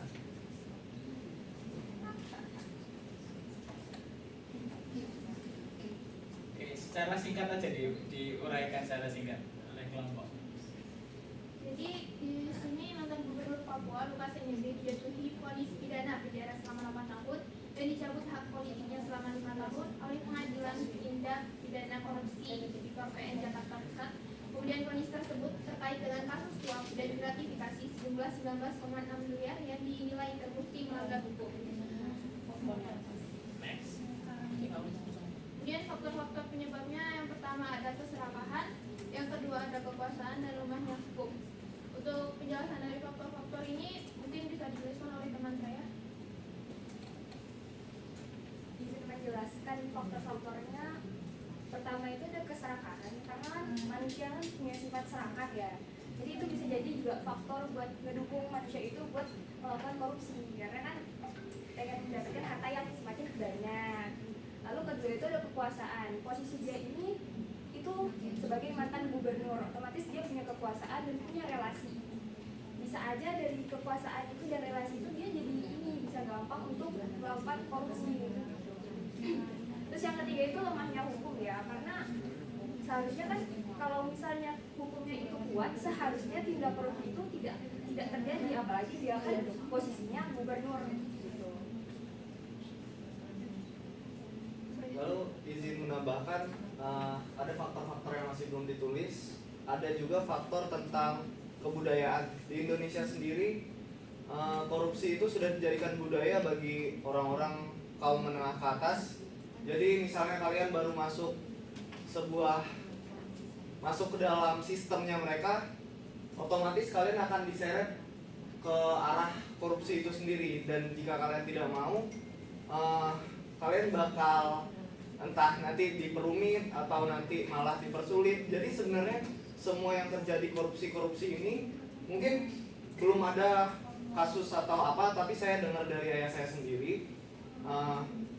Jadi dia mau nggak mau harus melakukan tindakan itu, gratifikasi kepada Polres, kepada pemerintah untuk perusahaannya biar bisa jalan tetap lancar dan gak diusik. Jadi ada uang pelicin seperti itu, dan kalau nggak mau diturutin nanti perusahaan kita yang bakal diperumit sama mereka. Jadi itu. Lalu lanjut untuk solusinya masih belum ditulis sama kita karena tadi buru-buru, tapi sampaikan saja nggak apa-apa. Ya. Mungkin dari teman-teman ada. Izin gak jelasin, jadi tadi di berita itu ada dibilang kalau jadi Lukas NMB ini kan setelah melalui beberapa proses akhirnya dia ditetapkan menjadi tersangka. Tapi di dalam berita itu ditulis bahwa setelah ditetapkan tersangka, KPK itu tidak langsung menahan Lukas, sehingga Lukas dia itu kabur. Jadi waktu mau ditangkap kabur. Seharusnya ya lembaga penegakan hukum itu setelah menjadikan dia tersangka seharusnya langsung menangkapnya. Jadi ya langsung ditindak tegas gitu. Jangan ya dibiarin gitu kan. Masyarakat kan jadi kayak orang kayak bingung kayak kenapa ini padahal kan sudah dijadikan tersangka. Iya. Izin menambahkan, jadi menurut saya penerapan penegakan hukum di Indonesia ini masih tergolong cukup lemah karena bisa kita lihat dari surat panggilan untuk mengikuti sidang itu tuh masih bisa dihalau dengan surat sakit dari dokter. Jadi kayak kita masuk ke kampus saja deh masih bisa, dan itu udah levelnya udah tinggi loh, tapi masih bisa dihalau dengan surat sakit dan itu nggak bisa. Jadi waktu itu mereka itu Lukas NMB itu sempat online, sempat menolak panggilan dengan cara surat sakit itu. Jadi solusi yang tepat menurut saya jadi kan ini Lukas NMB kan hampir kabur ke luar negeri. Jadi solusi yang tepat menurut saya lebih ditegaskan lagi, dan surat sakit itu harusnya nggak pantas lah untuk dijadikan pertimbangan tidak bisa mengikuti sidang. Sudah. Oke, terima kasih penjelasan dari kelompok. Mungkin dari teman-teman kelompok lain ada yang mau menanggapi solusi atau apa? Ini menanggapi. Kalau untuk tadi penjelasan kayak pemerintah kurang cepat gitu. Udah tahu Lukas NMB ini ditetapkan tersangka tapi kurang cepat. Kalau dari setahu saya tuh saat itu tuh jadi Lukas NMB ini termasuk gubernur yang disayangi oleh rakyat Papuanya. Nah, dari pihak-pihak orang-orang Papua ini malah melindungi Lukas NMB sendiri setahu saya. Makanya dari pemerintah itu susah menangkap dia. Terima kasih tambahnya Mbak. Siapa namanya? Farah Salsabila. Oke, dari teman-teman kelompok lain mungkin? Cukup ya? Cukup, terima kasih. Kelompok 1 silahkan kembali ke tempat, beri aplaus. Kelompok 2 silahkan bisa dibawa yang depan perwakilannya untuk ditampilkan slide-nya.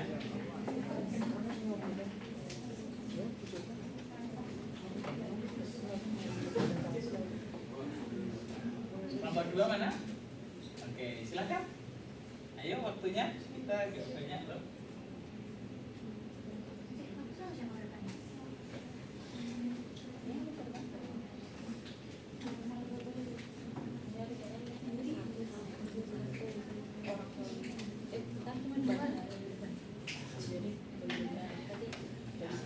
Gak apa-apa, nanti kalau belum bisa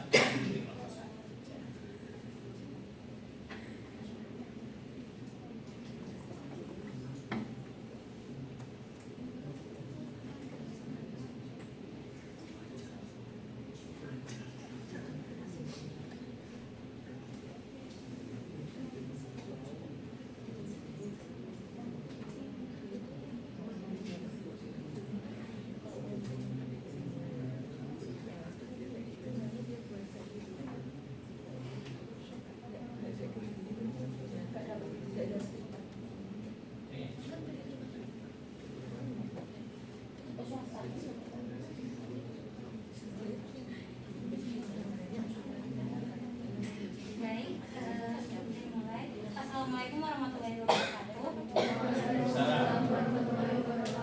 Perkenalan, kami dari kelompok 2 ingin membahas kasus korupsi Menara Base Transceiver Station atau BTS Korban. Perkenalan, nama saya Nurul Hiza Zahat dan Saya Amanda Pemberian. Saya Kurniawan Rizky Trianta sendiri. Saya Nabil Pramudia Negara. Saya Rizky Wulandari. Saya Nareshi Pamandiriya. Saya Floreta Singganola Latoninya. Saya Nila Maharani. Saya Gatot Nanda.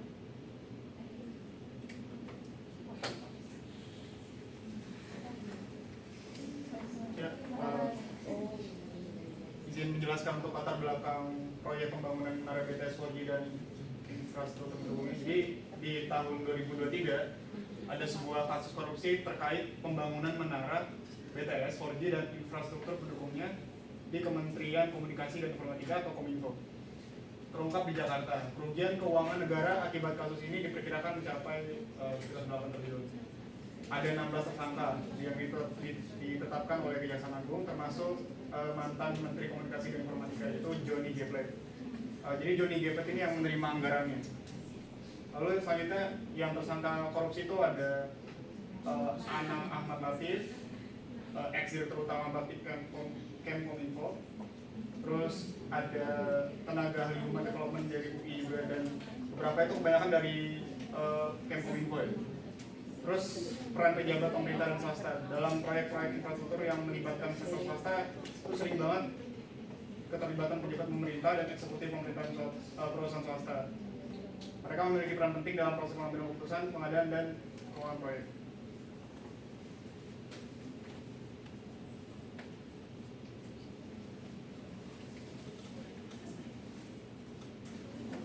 Lalu untuk faktor penyebab kasusnya, yang pertama ada lemahnya pengawasan, yaitu kurangnya personil pengawas yang kompeten di wilayah 3T.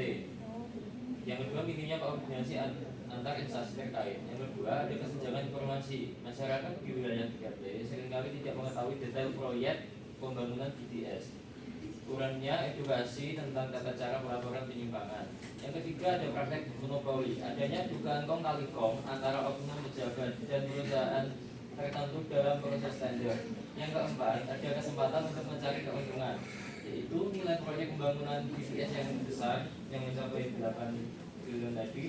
Lalu ada minimnya kontrol dan transparansi dalam proses pengadaan. Yang selanjutnya ada lemahnya penegakan hukum.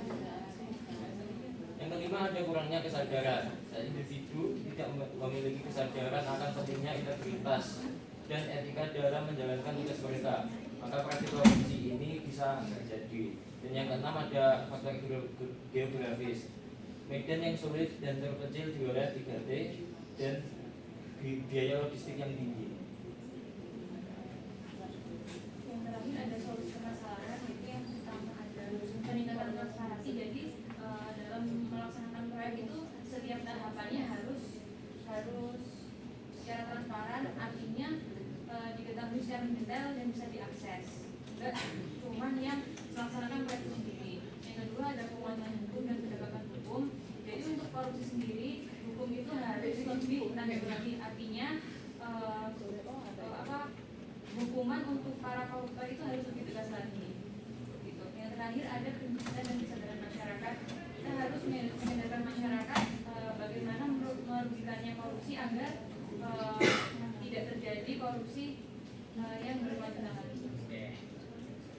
Baik, sekian presentasi dari kelompok kami. Kami buka kepada sesi bertanya atau apabila ada teman-teman yang ingin menanggapi. Oke, ada yang mau menanggapi? Kelompok berapa ini? 2. Mungkin tanggapannya untuk kelompok 4 ya. Untuk kelompok 2. Siapa perwakilan? Boleh. Saling menanggapi antar kelompok nanti. Satu orang. Silakan. Kelompok 4. Ya Mas. Tadi disebutkan pendidikan dan segala masyarakat. Selama ini masyarakat kan sudah mengalami liberalisasi, tapi mereka itu orang-orang yang sudah teracuni dengan konsep pikiran yang materialistis. Seringkali tekanan hidup yang mereka hadapi memaksa mereka untuk korupsi.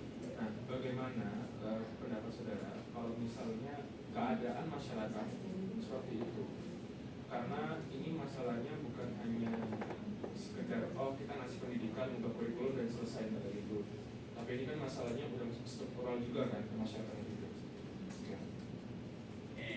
Terima kasih tanggapannya kelompok 4. Sudah cukup ya? Tidak cukup? Silahkan kembali ke tempat untuk kelompok 2.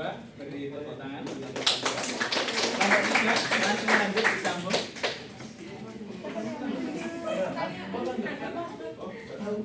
Gak apa-apa, tanggapan juga gak apa-apa. Kelompok 3 sama aja, gak apa-apa.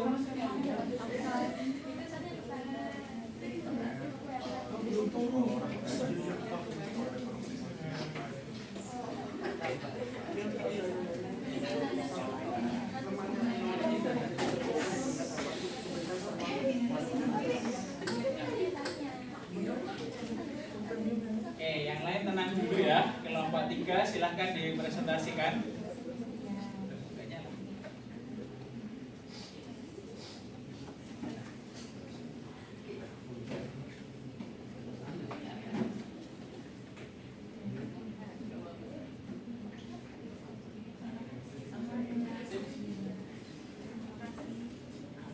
Singkat-singkat aja ya. Assalamualaikum warahmatullahi wabarakatuh. Waalaikumsalam warahmatullahi wabarakatuh. Kami dari kelompok 3 akan presentasikan mengenai korupsi PT Timah TBK yang sangat baru saja tadi. Oke. Jadi terdapat korupsi PT Timah TBK ini tuh permasalahannya yang terjadi pada kasus tersebut itu bermula dari dugaan korupsi yang terjadi dalam tata niaga komoditas timah di wilayah izin usaha pertambangan atau IUP PT Timah TBK yang merujuk pada periode tahun 2015 sampai 2022. Nah, tersangka yang memiliki perusahaan dan melakukan kerjasama dengan PT ini pada tahun 2018 tentang sewa menyewa peralatan proses peleburan timah. Adapun perjanjian tersebut ditandatangani oleh tersangka MRPT alias LZ selaku direktur utama dan tersangka EE alias CDML selaku direktur keuangan.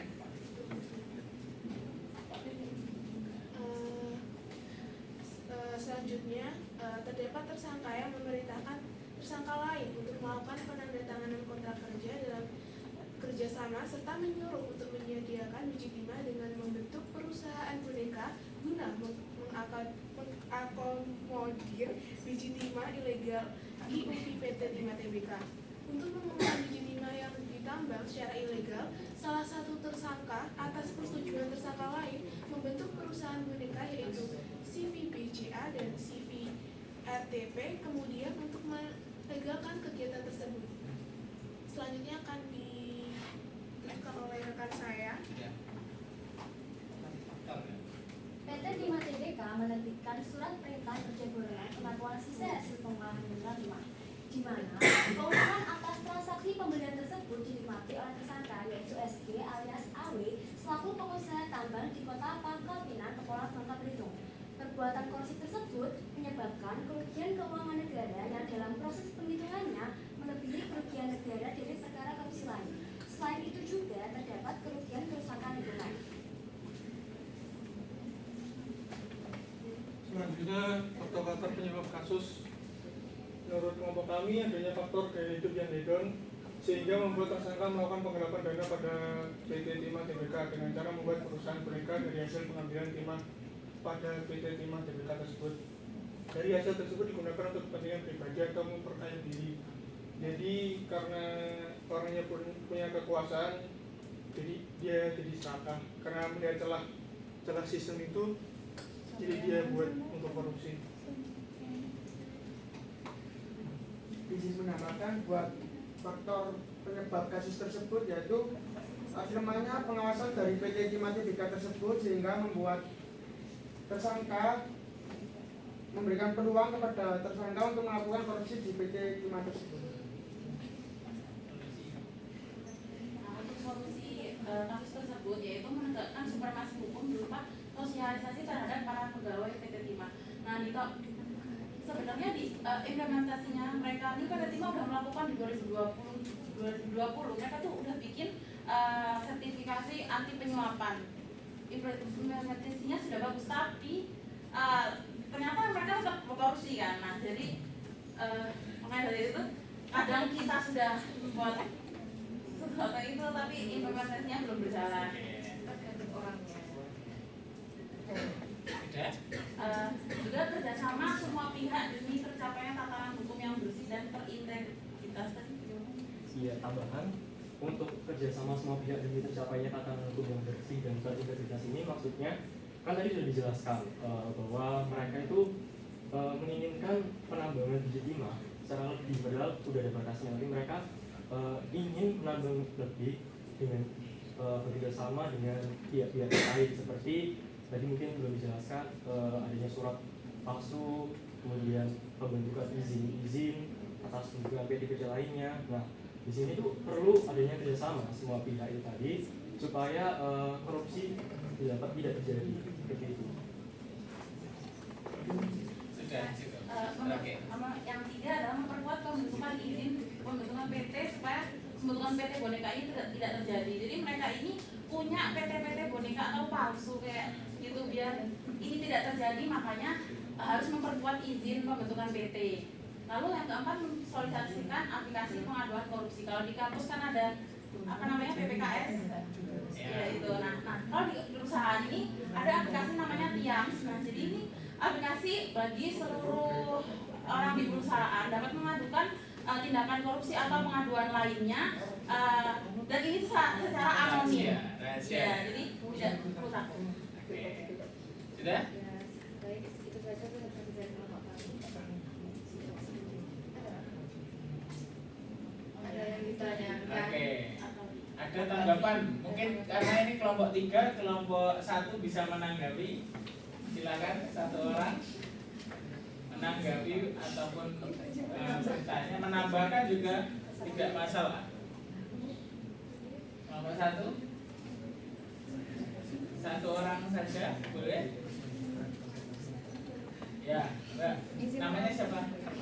Izin memperkenalkan diri, nama saya Firia. Izin mau menambahkan di faktor. Tadi kan faktornya baru 1, saya izin mau menambahin 1 aja. Itu menurut saya bisa jadi karena lemahnya pengawasan ya. Jadi sangat kayak karena lemahnya pengawasan, jadi kayak gampang buat terjadinya korupsi. Terima kasih atas penambahannya. Ada yang lain? Yang lain mungkin? Cukup? Cukup. Terima kasih kelompok 3. Beri aplaus kelompok 3. Silakan. Kelompok terakhir silakan.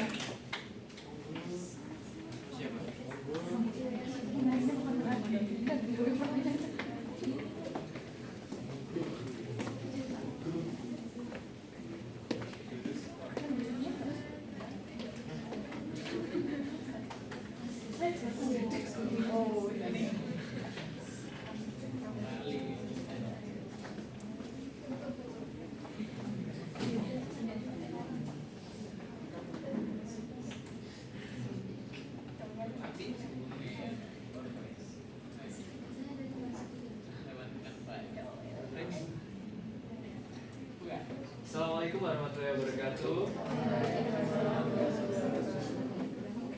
Kami dari kelompok 4 ingin mempresentasikan hasil diskusi studi kasus kami. Sebelum itu, izinkan kami untuk memperkenalkan diri. Nama saya Abdul Aziz Huda. Saya Fadil Marulian. Nama saya Reta Tiani Putri. Nama saya Rena Purwasari. Nama saya Rina Manulu. Saya Muhammad Rizal Sadi. Saya Ramayu Cayani. Saya Natalia Sukurti. Saya Nadia Sosla. Yang pertama akan membicarakan tentang kasus Hambalang. Jadi kasus Hambalang itu merupakan kasus proyek yang dimana pembangunan pusat pendidikan, pelatihan dan sekolah olahraga nasional yang dibangun pada tahun 2010.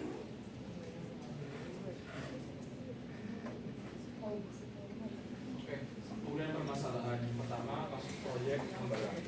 Pertama ini melibatkan dari Anas Subandingrum, mantan Ketua Umum Partai Demokrat.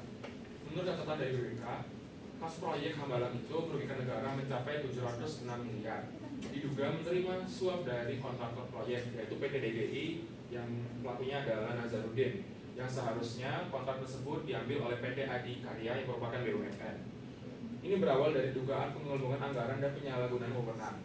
Implikasinya menimbulkan keraguan terhadap integritas dan kepercayaan publik terhadap pemimpin politik. 2. Menghambat pembangunan dan pelayanan publik yang efisien. 3. Memburuk citra Partai Demokrat politik secara umum. Lalu tindakannya menuntut pertanggungjawaban hukum bagi pelaku korupsi, memperkuat mekanisme pengawasan dan transparansi dalam pengelolaan proyek-proyek pemerintah, meningkatkan kesadaran akan pentingnya kejujuran dan integritas dalam kepemimpinan politik.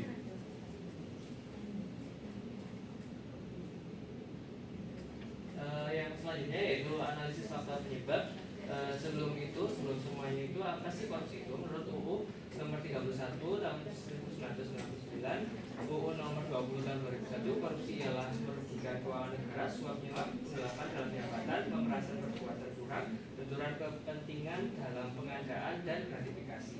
Jadi berdasarkan UU ini beberapa faktornya adalah yang pertama itu ada lemahnya pengawasan dan transparansi. Kurangnya pengawasan dan transparansi dalam proses pengadaan proyek membuka membuka peluang bagi praktek korupsi dan penyimpangan. Lalu ada penyalahgunaan kekuasaan dan wewenang. Anas Urbaningrum sebagai pejabat publik yang berpengaruh diduga menyalahgunakan kekuasaan dan wewenangnya untuk kepentingan pribadi dengan menerima suap dari para koruptor. Kemudian rendahnya integritas dan etika. Kasus ini mencerminkan rendahnya integritas dan etika dari pihak-pihak yang terlibat, baik pejabat publik maupun kontraktor. Kemudian sistem pengendalian internal yang lemah. Lemahnya sistem pengendalian internal dalam pengolahan anggaran dan pengadaan proyek pemerintah memungkinkan terjadinya penyimpangan dan korupsi. Lalu solusi untuk permasalahan kasus ini adalah yang pertama memperkuat sistem pengawasan dan transparansi. Yang kedua meningkatkan integritas dan etika pejabat publik. Memperbaiki sistem pengendalian internal, reformasi birokrasi dan penegakan hukum. Lalu partisipasi masyarakat. Solusi yang komprehensif ini melibatkan upaya dari berbagai pihak, baik pemerintah, lembaga penegak hukum, pejabat publik maupun masyarakat untuk memberantas korupsi dan mewujudkan tata kelola pemerintahan yang bersih dan akuntabel. Kemudian selanjutnya kesimpulan yang bisa ditarik dari kasus ini yaitu kasus korupsi proyek Hambalangan Anas Urbaningrum. Menurut catatan dari Badan Pemeriksa Keuangan atau BPK, kasus korupsi proyek Hambalang itu merugikan negara sebesar mencapai 706 miliar dilatar belakangi oleh penyalahgunaan kekuasaan dan wewenang, lemahnya transparansi sehingga membuka peluang praktik korupsi, serta sistem pengendalian internal anggaran yang lemah. Solusi yang dapat dilakukan yaitu memperkuat sistem pengawasan, meningkatkan integritas pejabat publik melalui pendekatan sosialisasi, memperkuat sistem pengendalian internal anggaran, mempertegas penegakan hukum, serta meminta partisipasi masyarakat dalam artian melibatkan masyarakat dalam sistem pengawasan dan pelaporan praktis korupsi. Sudah cukup. Terima kasih. Ada tanggapan dari atau tambahan dari kelompok 2 tadi kan yang belum dapat giliran kelompok 2. Satu orang yang bisa perwakilan menambahkan. Silakan. Di satu bagian analis. Perkenalkan nama saya Nurulina Nata, jadi memberikan tanggapan. Boleh ke slide yang sebelumnya, yaitu analisis tadi. Nah, kalau yang dari yang saya lihat dari beberapa kelompok sebelumnya juga faktor penyebab adanya korupsi sendiri ini ada lemahnya pengawasan dan transparansi. Tanggapan dari saya ke solusi slide.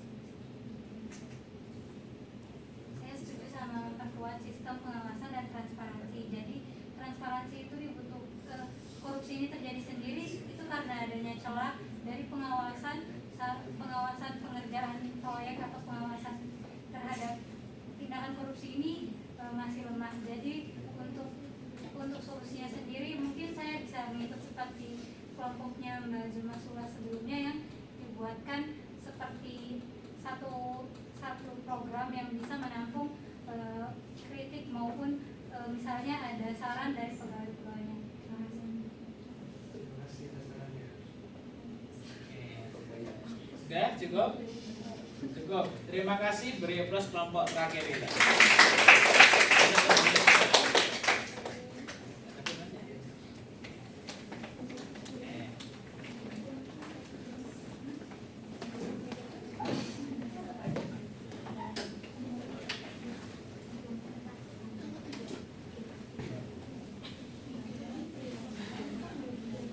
Baik, terima kasih untuk kelompok yang sudah mempresentasikan hasil studi kasus masing-masing kelompok.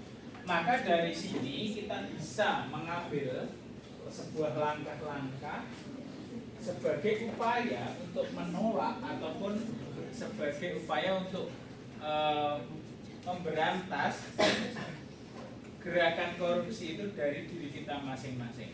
Salah satunya adalah dengan mulai dari penanaman nilai-nilai anti korupsi itu harus kita lakukan memang sejak dini. Selain faktor-faktor yang mungkin ataupun solusi yang sudah teman-teman sampaikan di sini, mulai dari pengawasannya, peraturan hukumnya, maka nilai-nilai anti korupsi ini juga harus mulai dibiasakan. Jadi teman-teman nanti kalau punya anak Nanti kan teman-teman juga menjadi seorang orang tua, maka diajarkan sejak dini bagaimana kemudian nilai-nilai anti korupsi seperti kejujuran, kepedulian, kemandirian, disiplin, tanggung jawab, kerja keras, kesederhanaan, keberanian dan keadilan itu harus ditanamkan kepada anak mulai sejak dini. Agar apa? Itu akan membentuk fondasi karakter mereka nanti ketika dia dewasa. Setelah itu ya mungkin diajari ilmu kehidupan saja, bagaimana kemudian kita ini harus mulai biasa hidup sederhana, dibiasakan, jangan kemudian hedon-hedon banget lah gitu. Ya boleh membanggakan apa yang dimiliki itu boleh, tapi jangan kemudian memaksakan apa yang tidak kita punya. Misalkan seperti itu harus dibiasakan. Kenapa para pejabat itu banyak yang tersangkut kasus korupsi? Karena mungkin juga banyak yang mereka bergaya hidup mewah. Ya, tasnya kalau enggak merek apa yang mahal, Chanel. Nah, itu lebih enggak mau mereka. Kumpulnya ibu-ibu pejabat itu dengan ibu-ibu sosialita yang lain ya. Nah, jadi mungkin dari faktor itu kumpul dengan temannya yang sefrekuensi seperti itu, mereka juga akan terpacu.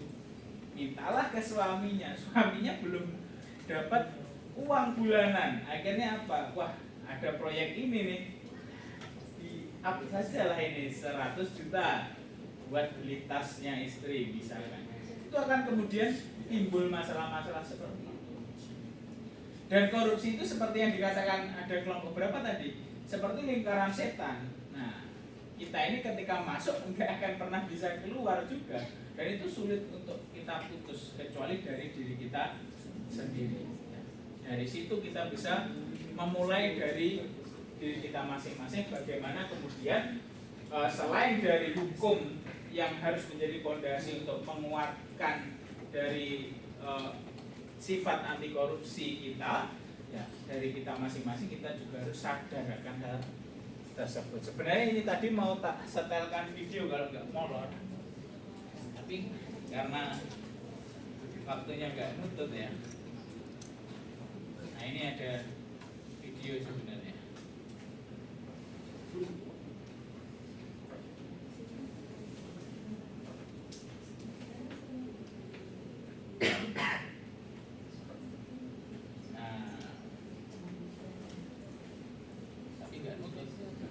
Jadi langsung saja ya. Jadi ini salah satu perbedaan mungkin yang menjadi kebiasaan di Indonesia. Kalian bisa mengetahui para koruptor di Indonesia itu malah narsis dan eksis ya biasanya, karena dan merasa tidak bersalah, dan itu menjadi karakter yang sebenarnya memalukan juga kalau memang mereka terbukti bersalah karena korupsi. Nah, alasannya mereka berkilah, wah saya ini difitnah, saya dizolimi. Nah, banyak yang mengatakan seperti itu, padahal nanti bisa dibuktikan di dalam sebuah proses peradilan. Nah, ini yang membedakan. Kalau di luar negeri biasanya malu. Di Jepang itu bahkan kalau malu bisa melakukan budaya harakiri ya. Dia bisa membunuh dirinya sendiri, bunuh diri karena merasa malu, dan daripada hidup menanggung malu, dia lebih baik mengakhiri dirinya, hidupnya. Nah itu kalau di Jepang budayanya mereka sana. Kalau bahkan di Korea kalau ketahuan korupsi dan dia merasa malu mungkin kepada perusahaannya, dia akan mengundurkan diri secara otomatis karena merasa bersalah. Dan itu karakter yang harus ditanamkan sejak dini memang. Jadi jangan sampai nanti kalau teman-teman nih ya, saya doakan jadi pejabat semua. Enggak ada yang nggak mau jadi pejabat. Resikonya besar katanya. Nah ini semoga nanti bisa tetap menggunakan nilai-nilai yang baik, nilai-nilai yang sesuai dengan nilai-nilai kebenaran. Jadi jangan sampai teman-teman nanti sampai masuk ke dalam lingkaran setan tersebut. Malu ya, malu. Apalagi saya yang ngajari seperti ini. Wah, nanti sampai besok ada yang masuk TV. Wah ini mantan mahasiswa muda ini kok yang pernah saya ajar dulu ini. Waduh, saya merasa malu sekali. Jadi seperti itu.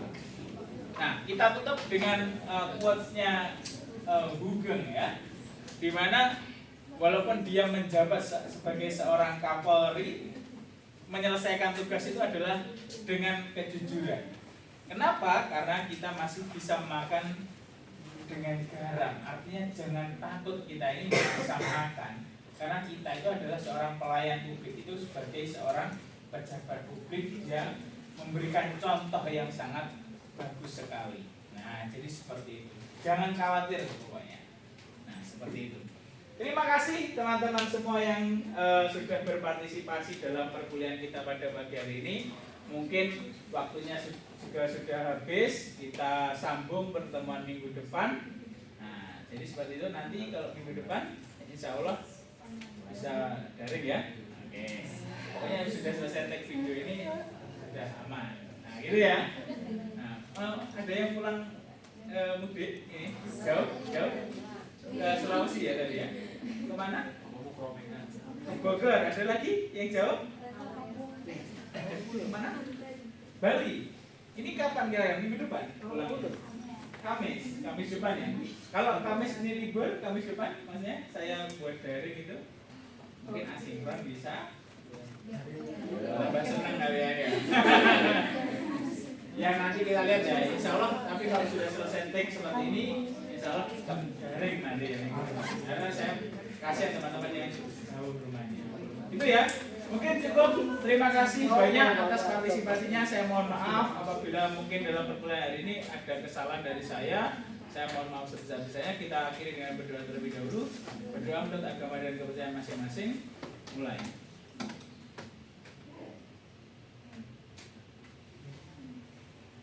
Selesai. Terima kasih banyak. Saya akhiri perkuliahan kita pada pagi hari ini. Saya ucapkan selamat pagi. Terima kasih Pak.